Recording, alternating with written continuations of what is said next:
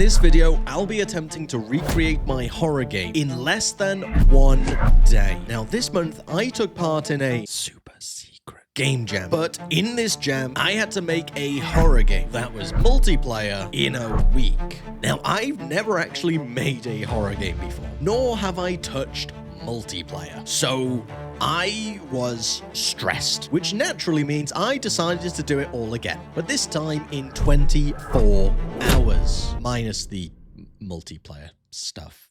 Yeah, no, I ain't touching that again. Now, I guess I really should explain what the whole concept of the game I'm recreating was. Essentially, it's a little backrooms game. You're on level 77, which is a medieval-themed castle. Wandering around these liminal spaces, you have to find 3 keys to escape. Finding these keys and coming back to the spawn area unlocks the crown, and upon touching the crown, you are teleported out to a new level. Granted, it was never going to be that easy. There is a queen wandering these halls, and if it gets to you, well, you're dead. So the whole TLDR of this game is get keys, don't die, and do it quickly. Now, to help things out, and with it being a multiplayer game, I also set up a little bit of a class system. There were 4 classes in the game to help you essentially evade the queen and help keep each other alive and explore this vast labyrinth. Now, thankfully, this time around, I'm going to have some help from the sponsor of today's video. BEZI is an AI coding tool that actually understands your Unity project. So let's see if this tool can help take a week's worth of blood, sweat, and tears and remake it all quicker and better. First on the list was to get a player. You know, you kind of need the player for everything else to work, so let's start there. Now, I didn't want some kind of simple player controller. I really wanted to push BEZI to see how well it can implement very specific requirements. Rather than just saying, I want you to make a player that can jump, I wanted it to make a player using a finite state machine. I also thought I'd push the boat out a little bit and ask it to include systems like coyote time, a variable jump height, and increased gravity when falling. Just general quality of life things that make a character controller just feel good to play. I set it to agent mode, and let's see what happens. It actually churned out all these different scripts, creating them and putting them in the right folders as well, which is really cool to see. All in all, it actually did a pretty good job. There were some big issues though. Namely, it didn't work. Yeah, thankfully the things that were going wrong were probably partly my fault. The issues weren't all that major. The player would fall into the sky on start. Turns out that was just because BEZI was setting the gravity of the rigid body to minus 9.81, which is how it works in the real world. In Unity, that's not right. So we just changed that to 1, and that fixed that problem. The other main issue I was having was with the jump. The movement worked perfectly. It actually even set up all the animation setting and controlling perfectly, just how I asked it to, which was great. But where it was falling back was with the coyote time, variable jump height, and gravity setting. I'm thinking the reason it didn't do too well on this is I wasn't specific. I did the equivalent of asking it to make food rather than be specific and ask for a lightly toasted crumpet with a small serving of butter. So I asked it to start from scratch with the jump specifically, and we'll build up from it, saying, okay, let's start over with the jump. Let's keep it simple and just have a normal jump without coyote time, variable jump height, and all that stuff. Keep it simple, so when we press the button, we jump, which fixed the issue. It was a basic jump. It didn't have all the, quality of life features, but it worked. I then went in and prompted it again to add coyote time, explaining what it was, adding variable jump height, explaining how I wanted it to be implemented, such that when you press the jump button, it gives you an initial burst of velocity, and holding it for a short period of time will give you additional height until you release, at which point you will drop. And with that little bit of an additional nudge, it implemented all those features correctly without any additional kind of prompts. It just worked. What's more is all of this happened within the space of like 10 minutes. I had a full finite state machine player set up. Now, at this point, we did actually have our first bug. So it was a good opportunity to see how BEZI would handle dealing with it. It's a pretty simple bug. Basically, when you jump into a ledge, the player would just get stuck on it and you wouldn't be able to kind of jump up the side of a wall. Typically, all you would do is add a physics material to the rigid body itself. So wanting to see if BEZI would pick up on that and the fact that we didn't have a physics material attached, I told it about the issue. The player gets stuck on the side of walls when jumping into them. How do I fix it so the player slides down? And it got it straight away. The solution: create a frictionless physics material 2D, and then also gave me step-by-step instructions as to actually how to do it, how to create the material, what settings to create, and where to put it. At this point, the player controller is pretty much done. I'm happy with it. We may need to add an additional state down the line for when we add ladders, but for now, we're able to run around and jump within a platform space.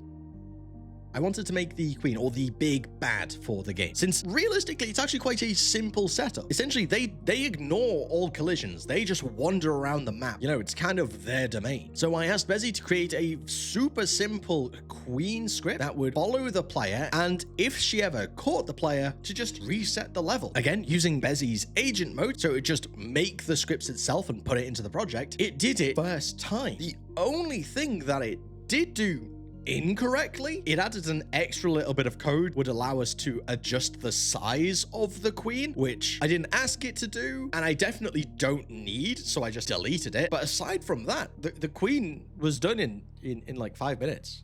It was great. Like, this was a one prompt wonder. I didn't have to do anything else. It worked. So with that, we have the player and we have the main enemy. The next thing we need is the world. We need a place to actually wander around, and this actually ended up being the thing that was going to take the longest amount of time. Obviously, it's procedural generation. One of the things that my game really lacked the first time around was replayability. Naturally, having a dedicated map has its perks. I can make a more curated experience, but for a game like this, if you want it to be even remotely viable as, you know, a fun experience, one of the main things you need the player to be is lost. And you can't get that when you know the way everywhere. You know what the map looks like, so you can just retrace your steps, which is why we're going for that procedural generation. Now, I had a few thoughts as to the best ways to actually go about doing this. The first was more of a Hail Mary. Let's see if it works, and if it does, great. Essentially, I told BEZI the following: I have a tile map. I would like you to paint the tile map using said tile. Here are a list of things I want you to paint. 1 central room in the middle, 3 smaller rooms dotted around the gameplay area, and then corridors connecting them all together. And it was giving me some mixed results. Granted, I don't think this was down to BEZI at all. I gave it basically no instruction whatsoever and was basically hoping for a miracle. Even if this approach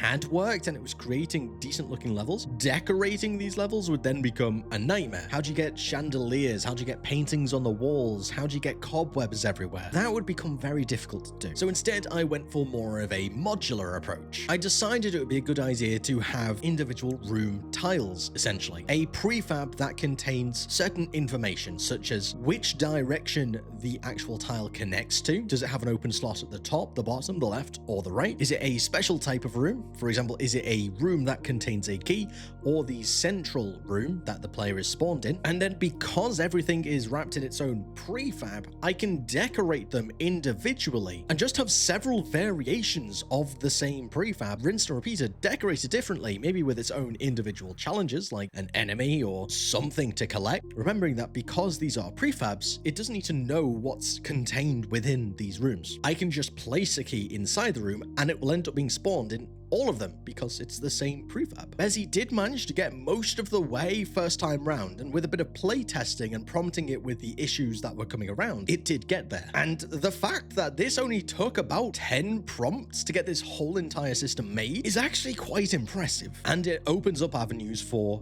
better optimization, something that really can't be understated in modern gaming. Great, so now we have a procedural level. It's great, it works. The issue is we, as the player, can't navigate the whole level because, you know, there's lots of vertical bits. Now, the way I solved this in my previous game was ladders. I did the same this time around.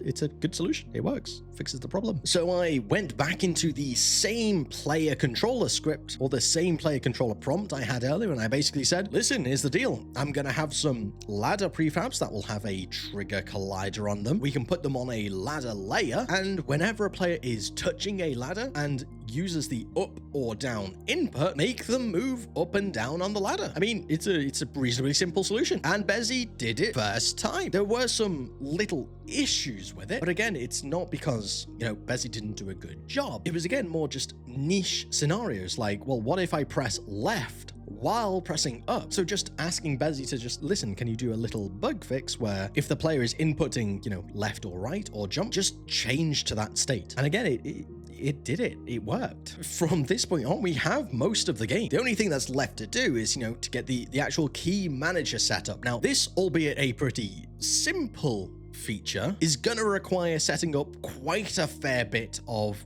detail in the hierarchy. So I'll be interested to see how detailed BEZI is when it comes to the actual instructions on how to set all of that up. So I went into BEZI and asked it the following. I'd like to make a new system. I will have a key prefab, and when the player collides with the key, it's collected, and this is shown on a UI element on the screen. It'll show 0 out of 3 keys, for example, and for each key collected, it will increase. We'll have an additional game object that when we press E in proximity of it, it shows us a lock UI. Now, what BEZI came back with me with kind of worked. It had a couple extra little bits that I didn't ask for, but most importantly in this situation, it also told me how to set up everything on the UI. I followed this to the letter, and again, it worked. There only being one issue, and it's a silly one. I have a custom singleton class. It's one that I've made that instead of having to make a singleton in every single class that I want to be a singleton, I can just inherit from this singleton class. And by default, it has it set up that it should be added to the don't destroy on load scene. Essentially, this just means that the manager is persistent. Even when we close down the scene, it's still there. So when we go to the main menu, it's not destroyed, it's still remembering it. In my singleton class, this is enabled by default. All I need to do to fix this is untick a box, remove the don't destroy on load functionality. Will BEZI pick up on that? Everything works. However, when I restart the game after winning, the number of keys is still showing 3 of 3. Why is this? And it spits out immediately. The issue is that the key manager is a singleton with don't destroy on load enabled by default. Exactly what I just said.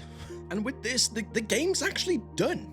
It's finished, it works. But I wanted to just test a couple more things with BEZI. Right now, it's not a very juicy game. It doesn't feel great. It's got a few quality of life features like the variable jump height and such that we set up at the beginning, but it could be better. I'd like a bit more juice, some screen shake, things like that. But I wanted to ask BEZI what it recommended. Give me some ideas as to how I can make this feel better. Can you provide me with some options to make this game feel juicier? Currently, the movement and environment feel a little static. What would you suggest? And it gave me some good recommendations. The first one, of course, camera shake. Naturally, it's one of the easiest ways to just add that little bit of oof. Some squash and stretch to the player. Really good option. You know, games like Celeste use this to really sell the impact of your movement. And then at the end, would you like me to implement any of these for you? So I said yes. I wanted just a couple of these because, again, we're just testing systems at this point, so I didn't want to go all in with everything. I asked it to set up the camera shake and the key float and spin. And would you believe it? It worked first time again. It did well. Granted, these aren't very complex systems, but I mean, it does exactly what I asked it to, and I didn't really have to say anything. I said, give me suggestions.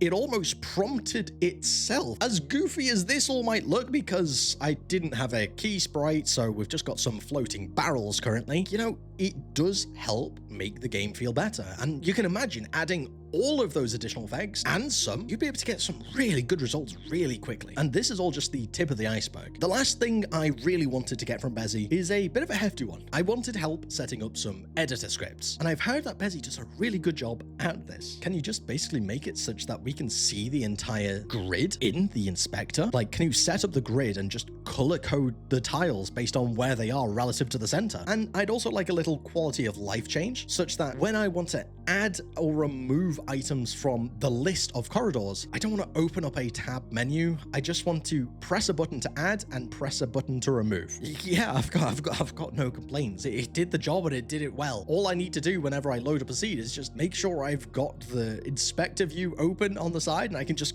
see where all the rooms are. Really, really useful. I'm sure this could be expanded on to show the intended path or the quickest path. And I called it there. I felt like it was a good enough recreation of the original game, given the time constraints. And all of this was actually done in like 10 hours. It really didn't take long to do this. And it's really upsetting because I spent so much time the first time round. But here we are. Overall, I did enjoy my time using BEZI. It definitely made prototyping a lot quicker. And that's coming from someone who generally prototypes things really quite quickly. The fact that it understands your games contextually was a big bonus because it could root out bugs really quickly. Though I don't see it as a direct replacement for needing to know how to code. It's definitely an assistive tool, not a replacement. But the good thing is you can ask BEZI to explain concepts to you, which if you're new to coding, I would recommend you do. As good as a tool like this can be, as I've discovered, it's only going to be as good as the prompts you give it. Use this as a way to learn, not just replace a skill set. They come hand in hand, and you will get better at game dev and also better at using tools like this by learning how to do the stuff that you are outputting with it. Another thing to note is that there is a free tier to use BEZI, which is great. That's literally what I used. And this entire game was made exclusively using the free tier. Naturally, there will be a link in the description you can click on to go visit BEZI and get it yourself for free. My closing thoughts are that it does a pretty good job. I mean, I was able to recreate 80% of my game's features, minus the multiplayer. Plus, some of the features are just objectively better. We have procedural generation,